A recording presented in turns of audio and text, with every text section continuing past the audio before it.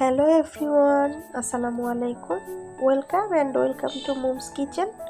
আজ আমি আপনাদের সাথে শেয়ার করব চুলায় কিভাবে চিকেন গ্রিল বানানো যায়। আমি এখানে মুরগি কেটে নিয়েছি, আপনারা চাইলে আস্তেও রাখতে পারেন। এর মধ্যে দিয়ে দিচ্ছি পেঁয়াজ, রসুন আর আদা বাটা, দিয়ে দিচ্ছি মরিচের গুঁড়া, এর মধ্যে দিয়ে দিচ্ছি গরম মশলার গুঁড়া আর ভাজা জিরার গুঁড়া, ধনিয়ার গুঁড়া, দিয়ে দিচ্ছি টক দই, অরেঞ্জ জেলি। গ্রিলে কিন্তু জেলি অবশ্যই ব্যবহার করতে হবে। টমেটো সস, সয়া সস, আর এখানে দিয়ে দিচ্ছি 1 পিস জলপাইয়ের আচার, জলপাইয়ের তেল সহ। এখানে জলপাইয়ের আচার না থাকলে অন্য যে কোনো আচারই আপনারা ব্যবহার করতে পারেন, তবে জলপাইয়ের আচারটা দিলে ফ্লেভারটা ভালো হয়। আর দিয়ে দিচ্ছি পরিমাণ মতো লবণ আর অল্প একটু সরিষার তেল। তারপরে সব উপকরণ একসঙ্গে ভালো করে মাখিয়ে নিব এবং রেস্টে রেখে দিব ওভারনাইট। আর আপনাদের হাতে যদি সময় না থাকে তবে 2 থেকে 4 ঘন্টা রাখলেও হবে। গ্রিল ভাজার জন্য আমি এখানে সরিষার তেল দিয়েছি।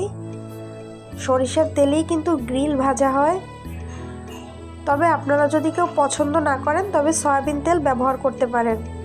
এখানে ডুবো তেল দেব না, অল্প তেলেই ভাজবো। এরপরে ঢাকনা দিয়ে মিডিয়াম লো হিটে আস্তে আস্তে রান্না করব। আর 2-1 বার মাঝে মধ্যে উল্টিয়ে দিব, যাতে সব সাইড ভালো করে একরকম সিদ্ধ হয়ে যায়।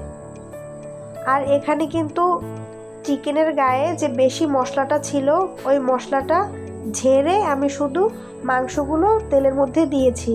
ওই মশলাটা দিয়ে আমি একটি সস বানাবো। এ পর্যায়ে চিকেন অলমোস্ট ডান। এই গ্রিল তৈরি করতে আমার মোটামুটি 30 থেকে 35 মিনিট সময় লেগেছে। এখন তেল ছেঁকে গ্রিলটা উঠিয়ে নিব। আর বাকি যে তেল থাকবে ওই তেলের মধ্যে চিকেনের গায়ে যে এক্সট্রা মশলাগুলো ছিল ওগুলো দিয়ে একটু ভালো করে কষিয়ে নিব। তারপরে যখন এরকম তেল ভেসে উঠবে অল্প একটু পানি দিয়ে আবার কিছুক্ষণ রান্না করে নিব। এই সসটাই কিন্তু গ্রিলের সাথে রেস্টুরেন্টে সার্ভ করা হয় এবং এটা খেতেও কিন্তু একদম রেস্টুরেন্টের মতো। আশা করি এটি বানিয়ে খেলে কেউ হতাশ বা নিরাশ হবেন না। আমার পেজটি ফলো করে দিবেন আর আমার ইউটিউব চ্যানেলটি সাবস্ক্রাইব করে দিবেন।